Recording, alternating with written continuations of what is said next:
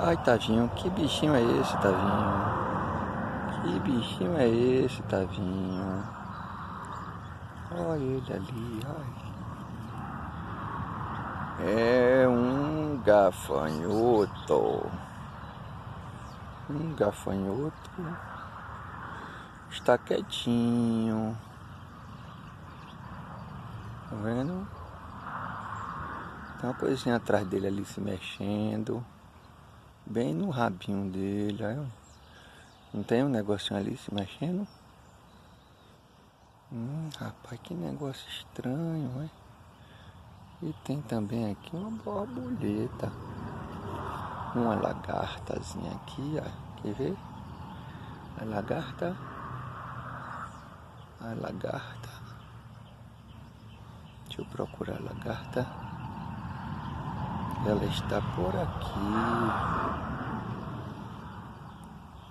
Tá vendo? Ela come a folha toda, essa lagarta. O bichinho abusada, viu, essa lagarta? Mas você sabe que a lagarta vira borboleta, né? Então vamos ver se a gente acha ela aqui. Daqui a pouquinho eu acho essa lagarta. Vamos ver, vamos ver. Cadê você, dona lagarta? Dona lagarta tá se escondendo. Deixa eu ver se eu pego ela com o dedinho aqui, ó.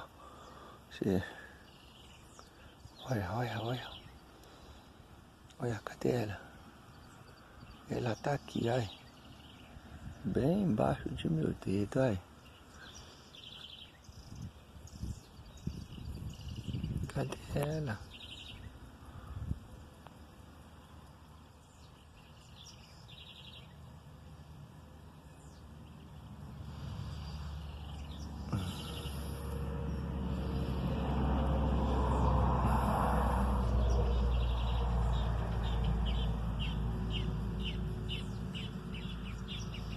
É porque ela tá na sombra. Aí não dá pra gente ver direito, mas deixa eu botar ela no sol. Aí tá dando pra ver agora, deixa eu ver. Ali! Olha ela, lagarta! Que ela tava escondida, ela é até cheia de espinho, olha, rapaz. Tá vendo? Agora vamos ver se a gente acha uma borboleta daqui a pouco. Mostra a borboleta.